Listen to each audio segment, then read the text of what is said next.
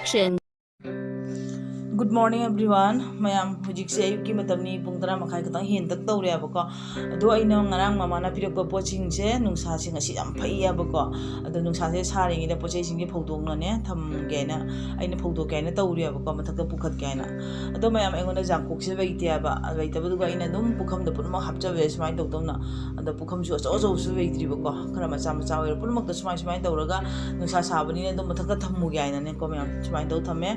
Do sago hawai bemcha na request tawre ko chabiro waina chamthong ado jamjang na charang na mohana jage bemcha ado mayam ngasidi keno tawrani nungthang je keno ina thongane ba hawai ja che oin thongane ba ko manam jam nungsi ba ko do gi sina mayam kwa ni moi pa se kwa office de haga nungthang sida cha ya ba ko khara ado na mama na happy re ni ko do mayam sina morok masinga ne ba ko asina iromba si jaw jogdi iromba je hauta ma reng sa ba ko ma nangai chari me ba do mayam sini ado sidi kano ne ba chahu chambang ne ba chahu chambang suweire ado mayam sina sunu ne ba sunu sina ngarang aina utpa ngamau do mayam si sunu oirame adogi panaga do mayam pana se ko makok se khara pumna veirame aduna chumaina aina chaptap bane ba ko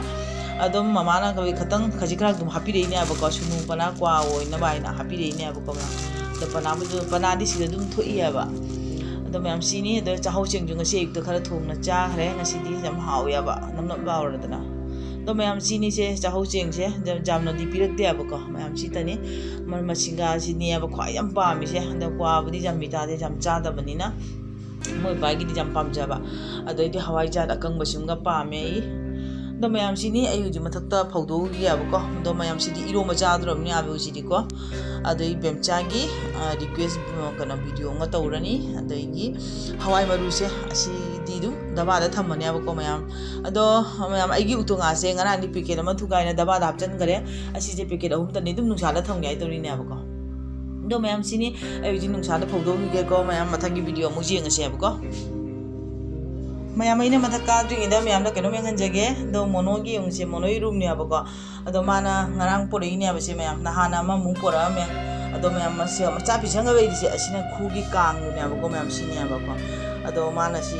purang na soi thamame do ai bhap cha da na ne imung na changba ki na ngarang de gi ko ado moi ve tari thong hang long thami me ba ko mayam se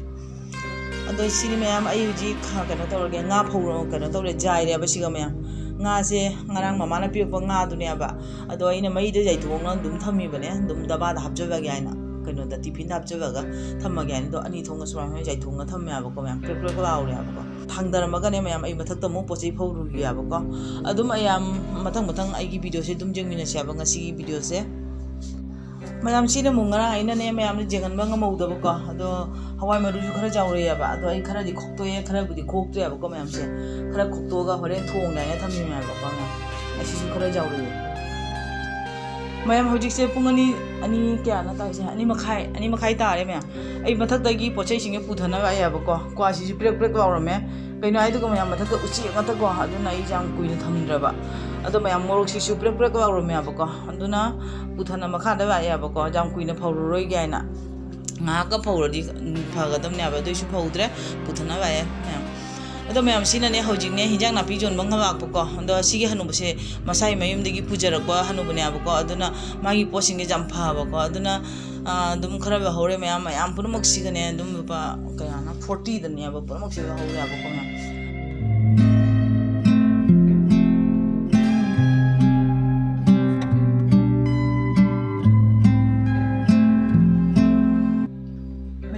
jare mayam sa ayukta thabak aina pochai myam pho bodo nungsa da pochai singa pho na khona pura to ora ka mayam ne kanon da mai da pura hapjan gara ba ko atu ko gi ore ba jama tha ba ora ga mayam chaka thok ba ora ga phajana hak tum do ba video jeng na atu ne mayam ado tum he kha ko da ne ado mono gi pen card se be gi mu pa na ngam se ure ba ko ado hojik chum da hala ga mayam ni pan khai ta re ba to ai cha thong ba ho re ba ko mayam to kali jang no hai ba du mayam mama na pi ba hawai ja tu ne ba ko ado mayam ji si ado jam manam ni musi ya ba ko jam ha ba do mo ma be to mayam ji ba mayam se hawai ja da kang mo do du thong ni ba ma chu si ba ja ba na ngoi re ko mayam hauni haura mayam comment na hai bi ro ko ba na hau ga da ba ma be nga si di ꯃꯣꯔꯣꯛ ꯆꯨꯅ ꯊꯣꯡꯉꯕꯅꯦꯕ ꯃꯅꯝꯁꯨ ꯅꯨꯡꯁꯤꯕꯅ ꯂꯣꯏꯔꯦꯕ ꯃꯌꯥꯝ ꯑꯩ ꯍꯧꯖꯤꯛꯅꯦ ꯁꯨꯃꯥꯏꯅ ꯐꯗꯤꯒꯣꯝꯁꯦ ꯊꯥꯛꯆꯜꯂꯒꯅꯦ ꯁꯨꯃꯥꯏꯅ ꯁꯧꯔꯒ ꯑꯗꯨꯝ ꯊꯥꯡꯗꯔꯦꯕꯀꯣ ꯑꯗꯣ ꯃꯌꯥꯝ ꯍꯧꯖꯤꯛ ꯚꯤꯗꯤꯑꯣꯁꯦ ꯐꯖꯅ ꯀꯥꯞꯄ ꯉꯝꯍꯧꯗ꯭ꯔꯦꯕꯀꯣ ꯃꯌꯥꯝ ꯑꯗꯣ ꯑꯗꯨꯝ ꯆꯥꯕ ꯍꯧꯒꯕꯦ ꯑꯗꯨꯝ ꯆꯥꯕꯒꯤ ꯚꯤꯗꯤꯑꯣꯁꯨ ꯃꯇꯦꯛ ꯑꯗꯨꯝ ꯍꯥꯞꯆꯔꯦꯕꯀꯣ ꯃꯌꯥꯝ ꯑꯗꯨꯝ ꯀꯩ ꯆꯥꯏꯅꯣ ꯍꯋꯥꯏꯖꯥꯔ ꯊꯣꯡꯕ ꯐꯖꯅ ꯍꯥꯎꯔꯦ ꯕꯣꯕꯣꯡ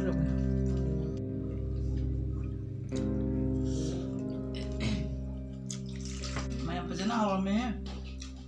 hawaiijar thongbaje mansu jam namthibige tawdebo phajana hawron ame pi nga ajaibido aru se chu ga dongra thonge ngasai gi ga yaba chahaudo adu chu gara thonge